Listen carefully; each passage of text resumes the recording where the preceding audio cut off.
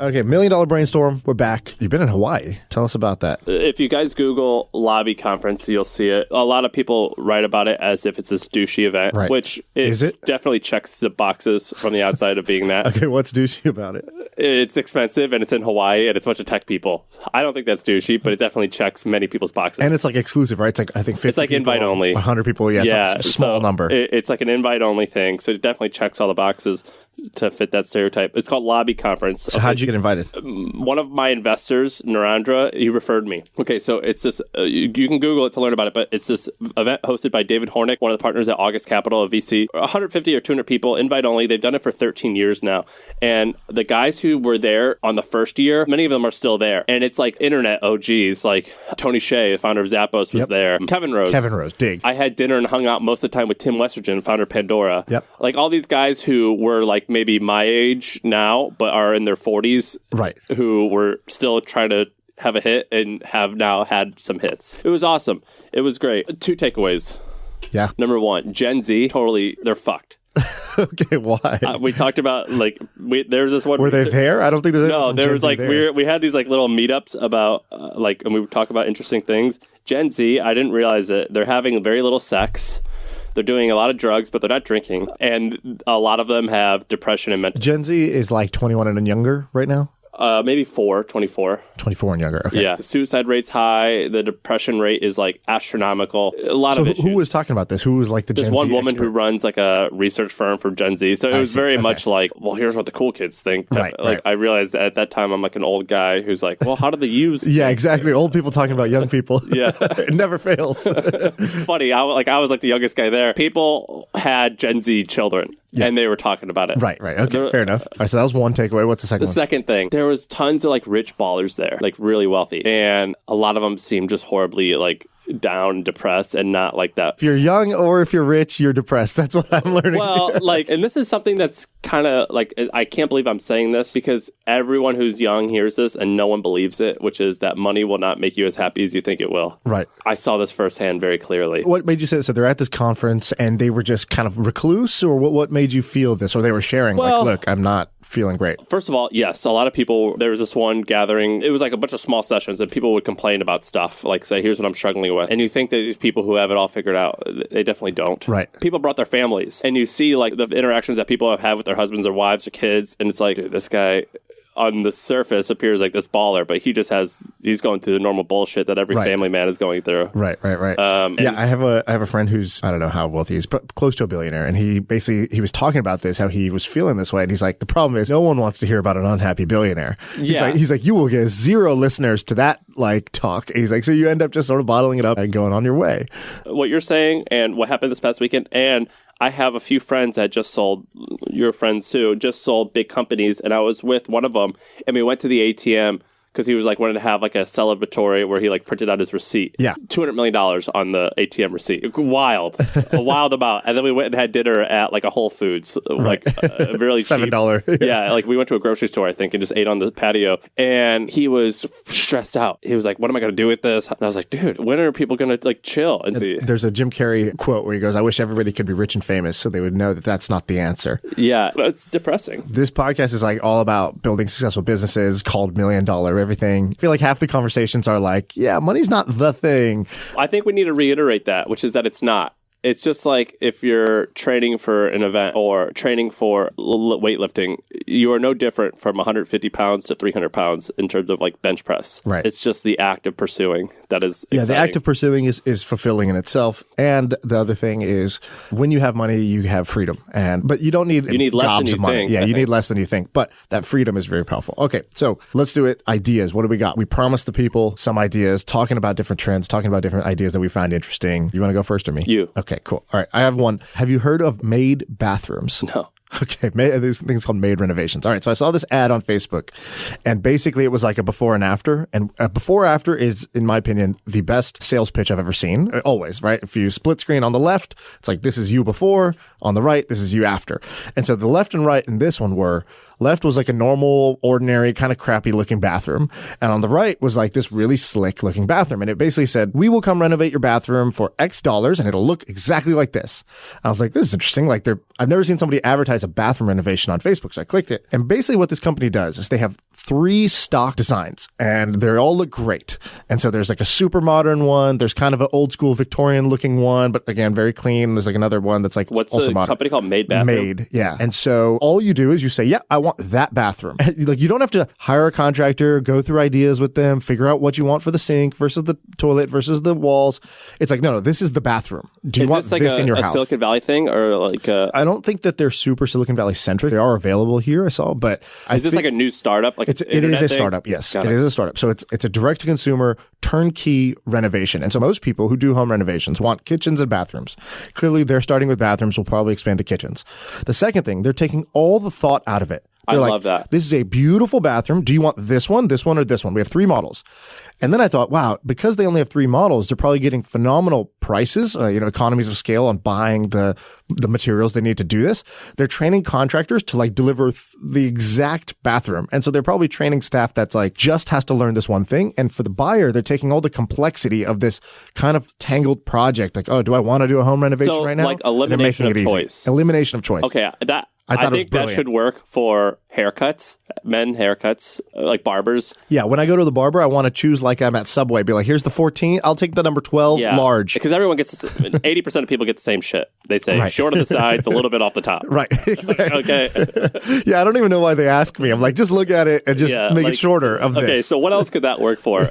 Where like you eliminate choices. I think interior design and renovation is like a great idea. Yeah, it's just so complicated. I think travel is another one. So turnkey vacations. So if you knew not just the flight, the hotel, the whatever, people do this, but like flight, hotel, and activities, bundle it up, give you a price and be like, okay, you've heard that the Bahamas is great. Here's Bahamas if you want to just hit the buy button. And just email people every week being like, here's Aruba, buy button. You want to go to Venice, here's the buy button. And I think eliminating the choice and the planning required to set up a vacation. I think that's a cool concept. I'm going to think about that for a little while of what to start where you eliminate choice. I mean, look, it goes both ways. Like the more products a company launches, the more money they make typically. But also a lot of times when you just sell 1 or 2 or 3 things, it makes life better and you can really deliver on that service in a way that you can't if you have this like larger variety of choice and customizability. And so it won't work for everything. But if it does work for one thing, and I think it'll work for something like bathrooms and kitchens, that's such a high ticket price thing that could be a really big business. So I'm excited about those guys. Okay, something we covered on trends and I experienced this weekend because people were talking about it. Kava bars or Kava. What is Kava? I've heard of this. Okay, I've done it. I lived in Australia for a little while. Fiji's like Australia's Mexico. So it's like we're like it's like the Caribbean like yeah, of course. Makes sense. So I went to Fiji for 2 weeks and we hung out and we drank kava. It's like a root. It tastes like dirt. And you mix it with water, and we would just sit around a circle with the folks who lived in the Fijians, and we would drink it, and it gives you a mild high effect. It kind of felt a little bit like weed, where you're like chill, and people loved it. Immediately when I went home from Fiji, I wanted to buy some more, and it was really hard to buy it. But what's the experience? You said tastes a little bit like dirt. It tastes bad. It's a drink. And it's a communal thing. You sit around. Okay, so it's like hookah in a way, or are you passing it or something? It's like hookah, but it definitely gives you a small high. Gives you a small high. It's just like smoking weed with your friends. Right. So on a scale of like, I don't know, is it like a cigarette? Is it less than weed? Is it like Molly? Less than weed, less than Molly, more than a cigarette, less than alcohol. Okay, gotcha. Thank you. Okay, we discovered that in trends. I don't think that's ever going to be huge, but it's definitely like a niche popular thing that you could make a business out of. But hallucinogenics, man. I met this guy who at the lobby, he was like, I just got back from 30 days in Amazon doing ayahuasca. Right. There's this idea that whatever is popular among elite Silicon Valley people, 15 years from now will be mainstream. Right. Because they're like the rich nerds who like have the time to like try stuff. Do this experimentation. I've never done a hallucinogenic. Right. Me neither. I'm super into it though. Like the idea of it. I want to explore it. What stops you from doing it? Because you're super into it. I'm not that into it, so it makes sense that I haven't done it. You're super into it. Why haven't you tried? Because I don't know who to trust. But even your buddy does it, right? Yeah, but he's a Won't name weirdo, name, but- and I tell him I don't know if I can trust you because you're extreme. Okay. So like, if I could find like a normal person who could be like, yeah, this one is a little too Like if much. you could go into a clinic and you're like, great, under supervision in this cool environment. If it looked like a spa, Yeah, and so would you want that? Yeah, I would love that. And I went to a session where I met with a guy who was going to take me through the process, and I got into an argument with him because he was talking to me about, I was like, asked him what he did for work, and he like was a former venture capitalist, but then he was talking about how capitalism was horrible, and I was like, well, that doesn't, so like, why are you charging me? And so anyway, we got in a fight over like values, and so he kicked me out of the group. Okay. But I was almost on the verge of trying it. So I'm really interested in, we discovered Kava, or we talked about Kava and trends. I think the ketamine, crazy interesting. Right. I think these things are going to be much bigger. And there's a related trend of this, like kin euphorics. Have you heard of this? It's basically there's a trend of non-alcoholic. Oh, yeah. So they're non-alcoholic drinks, and what they are is, I think kin euphorics has like some, I don't know what chemicals they put in, but it's supposed to give you some kind of buzz without being alcohol. Yeah, we which is sort covered of a the toxin. non-alcoholic stuff as well. So non-alcoholic beverages, I've drank non-alcoholic beverages now for about 8 years. I drink non-alcoholic beer regularly. I like it. Like what, like a ginger beer type of thing? What do you No, drink? O'Doul's was for the longest time, has been the only one. But over the past 3 years, Heineken has introduced some. Japanese brands have come about. It's a little more popular in Japan, so the Japanese brands have come to America. Right. There's been a lot of new variety, and that's a growing trend that we actually have already written a report on, is non-alcoholic beverages. And interestingly, Gen Z is drinking significantly less than millennials. And Yeah, exactly. I think I've seen that trend firsthand. And then when I saw you guys write about that, it made a lot of sense to me. But Heineken, the CEO of Heineken, said that the fastest growing category is, they call it 0.0. That's the name of their brand. Okay. It is these 0.0 beers. Non-alcoholic beer. Non-alcoholic beer, but they even have some that are non-alcohol and no calorie. And no drink. Yeah. You just called do air. nothing. Yeah. All right. I got another one. All right. So what if I told you that I could give you some IP, intellectual property like Star Wars, Pokemon, Hello Kitty, whatever. I could give you globally famous IP. Billions of people recognize this IP, and I could give it to you for free. And I could let you build a business around this IP at no charge. Would that be something you're interested in? Yeah, of course. Okay, religion. So I sort of had this realization the other day. Wanted to buy a gift for my niece, and I was like, what did I used to like when I was little? I loved Where's Waldo books. And I was like, Where's Waldo? And I just went down the rabbit hole of like, who the hell made that? What is this? How is this so popular? Blah, blah, blah. Sort of thought, what's the modern day Where's Waldo? Could somebody create a new Where's Waldo book, right? So same premise, just finding pictures in a book, because kids love books, but reading is tough, right? So this picture book is actually pretty cool because it's like active. You don't just like flip through the pages. Who do we think, who owns Waldo? That probably like So I read about the guy who Penguin or made it. I something? forgot his name, but yeah, he, whatever. A publisher owns it. probably crushed it. And they crushed it. And I was like, what if you made a new Where's Waldo? I was like, well, part of the magic was that Waldo was this character that just worked. And I was like, what character could you use? And I was like, what if you did this with religion? Because the other thing my sister always wants is to introduce culture to her kids in a way that they like, that's playful, that's fun, that's interesting. And so I was like, my family is like Hindu, right? So they have Hindus like 100 different gods. Oh, this would be cool. You basically have this page with a bunch of different little drawings, Like stories and you're trying about to the find, gods? you're trying to find Hanuman, and you're trying to find this god, and you're trying Does to find anyone that god. own? Can anyone own? Anybody can use God's images, likenesses, and names because nobody owns the religious IP. Hence my starter of what if you could use globally famous IP for free for profits. So I believe that there's a set of businesses. The Where's Waldo one is just a goofy version of this, but the better version, the version I've thought about starting is to do Calm, but for religion. I don't know if we already talked about this, but like daily prayer, daily sermon, daily Bible passage, daily whatever. These apps are quite popular.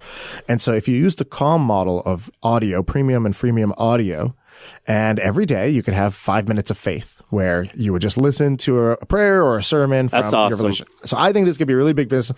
I was awesome. very close to going and starting this one, but it's not a founder fit for me. Like I don't even believe in religion. So if somebody out there wants to do this, I will help you do this. I put a lot of thought into how you would do this, how you would grow it. But I think religion generally as a free source of popular IP is like a untapped opportunity. That's awesome. 2 comments. There's this set of Googlers, ex-Google people. I think they emailed me after our podcast who were Christians, and they created like a Christian meditation app. Have you heard about this? A Halo or something.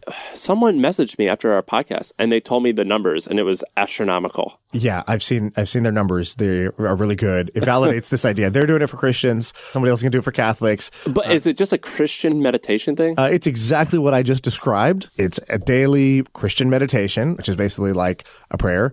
And you hit the amen button when you're done, and you could share it. And people love sharing religious shit on Facebook anyway, so it grows somewhat organically through that. So when I think of like business ideas, I like to think of from a distribution first. Yes. So how do you get users? The advertising rates on Christian and without judgment, but let's just say conservative websites, stupidly low. Right. Engagement is stupidly high. Right. There is because mainstream brands don't want to associate with some of these super popular conservative and the people who typically, because I've bought ads on like religious websites and right-leaning political websites. Where do you even go to do that? You just go direct, or there's like an ad network for that? Direct. Yeah, you could do direct, but like Breitbart. Yeah. Their marketing, I send them to everyone's emails to understand what they're doing. Yeah. Breitbart has the most aggressive, like they'll let people buy their email lists. Right. And they're the most aggressive and the most effective. Like they sent one email to me that said like from the desk of Nancy Pelosi, and it was like a letter written about, and it said like, we're going to come for your guns, so you better donate now, or like it's whatever. Crazy. Yeah. I was like, oh, this is going to kill it. So anyway.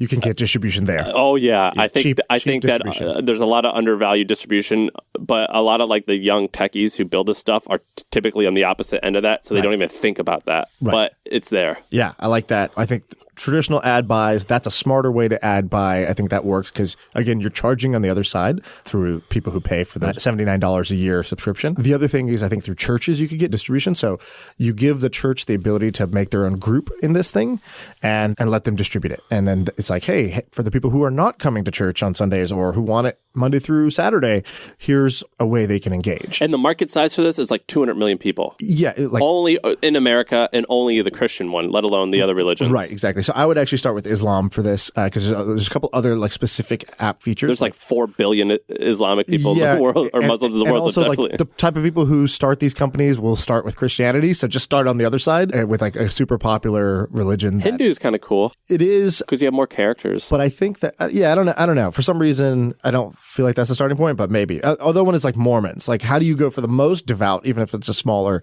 number of people, but like very active? I think Mormonism though, that's the fastest growing religion in the world. Yeah, I know, but it's like a small base. But yeah, but that could be a good one to attach yourself to. Exactly. So, anyways, religion. Okay, what else? It's not really an idea, but it's something to talk about. So, ghost kitchens or cloud kitchens. Are you familiar? Yeah, DoorDash. I just saw a photo. Someone drove by a place in Palo Alto, and DoorDash had just opened up a kitchen.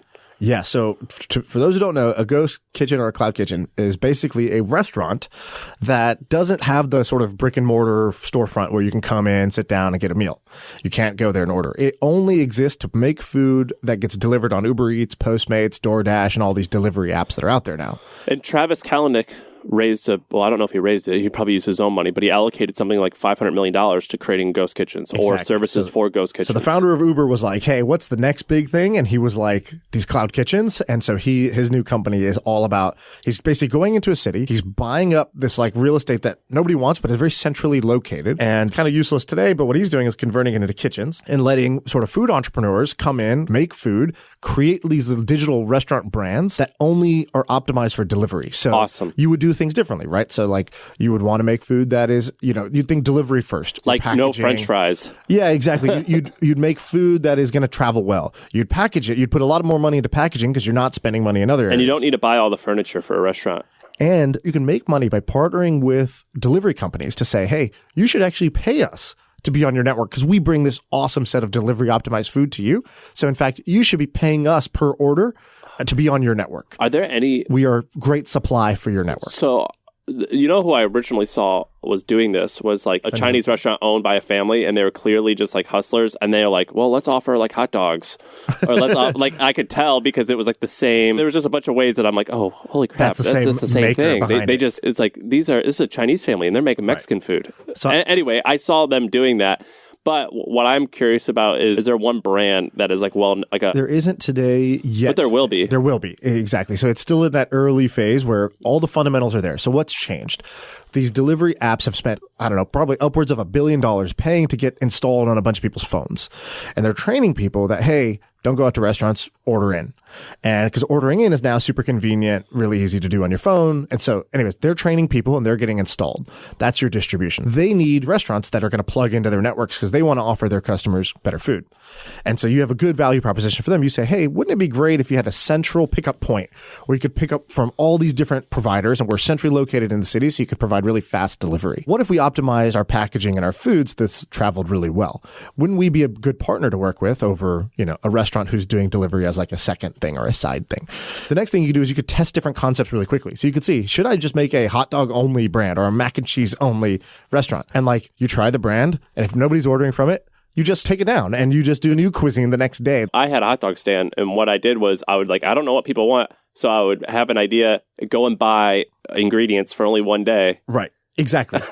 And a lot of people who are great at making food are really bad at running business. And so they're not great at picking the right location for a restaurant, running the operations, managing the cash flow and all the stuff. A lot of them flock to food trucks for this reason, because it's like a simpler kind of business in a box. I think this is even simpler. Yeah. And way more lucrative. Way more lucrative. Because you can be nationwide. Exactly. With any concept that works in one city, you want to take to other cities, because someone who owns these cloud kitchens will say, great, you want to expand? I already have infrastructure in 12 different cities. Just either you staff up or franchise your concept to other people. I'm incredibly interested in this. If anyone is actually pursuing this, I would like to know about it. So there's a few people pursuing it that we know of, but I bet that there's a lot more. And I bet there's other angles to this that I'm not thinking about. So if anybody's really interested in this, reach out, because we want to talk to you. Who's pursuing it? So Travis is like the kind of the main one that I know that's doing this. It's obvious. If that guy, if he is into this, it's like... Right. And he saw the Uber Eats numbers early on and was like, oh shit, this is going to be a really big business. And I just saw an interview with Tillman Fertitta. You know Tillman Fertitta? Yeah. And he was saying his restaurants are hurting a little bit because of how big delivery is. Exactly. And I think people love the convenience. He was like, I was shocked. People actually are ordering, because he owns Morton's Steakhouse. He goes, people aren't coming into our restaurants as much, but we're still doing really well because they're buying it and bringing it home. Right. So I actually ran a restaurant like this back in the day. This was my first start of sushi, right? Sushi restaurant. And we got famous because we were the restaurant without a restaurant, where we were delivery only. But this was before Uber Eats, before Postmates. They didn't exist. So we were trying to get people to come to our website to order. And that was just very hard. Whereas every night, me or my wife opens up Postmates pretty much, and we kind of scroll through and it's like, do you want to order or should we cook something? And so if our sushi restaurant had been on there, we would have been getting free customers. What do you think is the best? Okay, so what food is good delivered? Sushi is actually pretty good delivered, because sushi is meant to be served room temperature. It's also packaged in a very tight wrap, so it doesn't sort of get loose and messy and stuff like that. But anything potato based is not. Have you ever? I didn't notice. I know someone who worked at Uber Eats, and they had a phrase called "keep your eye on the fry," and they had a whole team dedicated to McDonald's because of French fries. So the main one is obviously pizza, right? So pizza is the most delivered food. People love pizza, so you really want to work backwards from that. Like, what do people order the most? And so the question is the Domino's, Pizza Huts of today, of tomorrow, I bet will get started here. Either those brands will start delivering and make this a big part of their business, or somebody will create a new pizza brand optimized for this. Maybe they don't sell full pies, maybe it's half, or I don't know. You'd have to think through what should pizza be. You'd have to think back from scratch, but I think this is great. Pizza's the biggest delivery item. I'm going to post about this in the group. I think it's actually bigger than I ever would imagine. We recently wrote about this. If you invested $1 in Domino's IPO versus Google's IPO, you would have made 5 times more. Yeah, I saw that chart. You posted that chart. It was like Domino's is the line that's up and to the right. And Google, Facebook, is right, just because they were valued really high right off the bat, or higher. Do you know what's causing that? Why has Domino's stock been going up so much? Are they just... They're crushing it on marketing, and they are quite innovative for the space. They do little cutesy things they're we're testing this new mobile oven, so it's going to show up even hotter, right? Which who knows if that works, but it makes you want to buy it. Yeah, they're pretty forward thinking. Yeah, cool. I love it. I had the app, and their app is phenomenal. It's so easy to order. The tracker is amazing. Yeah, it's easy in the to order. oven. It's coming. 5 minutes from now. Here, it just left the store. It's going to be at your door in 7 minutes. Yeah, they're great. So this is interesting to me. I'm incredibly interested in this. This sounds kind of like a fun thing. You and I both owned food businesses. Right. I found that to be almost more rewarding than traditional internet things. I found it to be way harder than everything I've ever done. I don't know about rewarding, but it made the least money of anything I've ever done. I learned the most, but it was also the hardest. Yeah. And I also feel like when we're in this tech bubble, it's very easy to lose touch with reality and how most people's job works, how the sausage gets made, all that stuff. And there's like a different level of respect, appreciation, and like understanding because, working in service industry for a bit. I have a question for you. So do you use any of these book summary apps or anything like that? I was thinking about that today. What were you thinking about? I think those are stupid. Okay, tell me why. What type of Blinkist. apps? Blinkist, right? So like that's cool. I think they're cool companies. They'll do really well. So what's stupid? You don't like it as a user? I'm not like that artistic of a guy, but sometimes I think like you got to read it to understand like the new, like you got to like really read the thing to get it. But the efficiency part of me is like, it's kind of cool. Right. So I have mixed feelings on it, but I do think I would invest my time into it or money into something like that because I think it can work. Yeah, because I'm thinking about doing this for fun. So I started reading more because ever since our company got acquired, there's these hours of the night that used to be like grind mode that I'm like, well, I don't really need to put that into my job. I'll put that into this podcast. I'll put that into like reading and learning and things like that.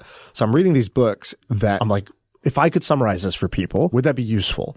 And so the answer is definitely yes. There's something kind of like off about it, right? Like, why did you say it's stupid? Like, how do I make it less stupid? Well, I think there's a few things. The first thing is, so Otis Chandler, the founder of Goodreads, spoke at our event. Yep. Cool company.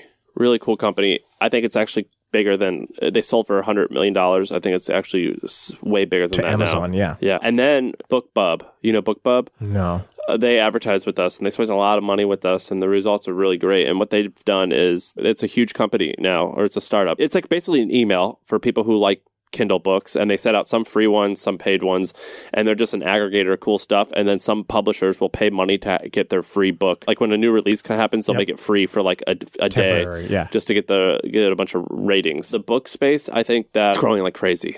Anything book related is I would put my name on for sure or want to be part of. Right. That's one of the things we talked about with the whole Gen Z thing was that they're reading more than ever. But it does feel weird. I found myself, whenever I read books, particularly, I've always wanted to look up the characters significantly more. And you told me about with what you were doing with Blab, you were trying to do the same thing where you wanted to create communities around TV shows. Mm-hmm. I have found myself wanting to do that for books. I've not found a solution for that. Right. And you read what? You read a lot of biographies, right? I read a ton of biographies, yeah. Do you read anything else? Yeah, I like to read fiction, like American classics, Catcher in the Rye, things like that. I don't know what I'm going to do, but I'm going to do something here because I'm reading these books and I'm like, a good way for me to even just digest this is to try to like distill it down into the most interesting bits and be able to explain it. Like if I can teach it, that means I've learned it. And so I'm going to do that and I'm going to experiment and I'm going to see if I can make something that I would want if I was the reader. Like the make it or break it though is the model that you choose because there's like the affiliate model, but you're going to be earning 4% on a $8 thing. That's silly. Oh, I'm not even thinking about the business right now. I just want to put the content out there and see if people like it. There's this guy named Nat, and I came across his blog. He's always popping up on my Twitter feed, and he just started doing what you did, where he summarized books, and then he just said, you could buy all my summaries for $100, and I think he's selling a ton of them. Okay, nice. I'll check that out.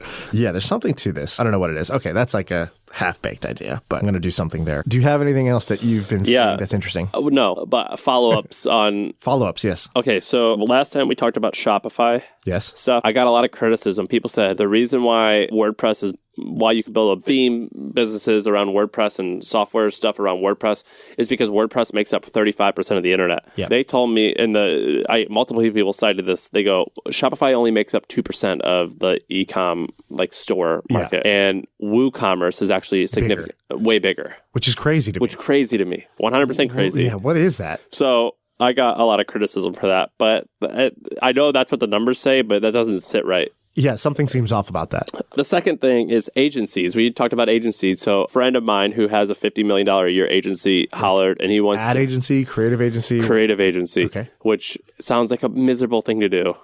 I think that sounds like a horrible company. So he reached out. He said, "Yeah, he wants to come and fill us in on the economics." And what do you want to know? So is it? So here's why agencies are interesting to me. One, I think they're easy to start. It's like a straightforward thing. Someone needs a service, and you say, "Okay, here's my portfolio. I've been able to solve for this."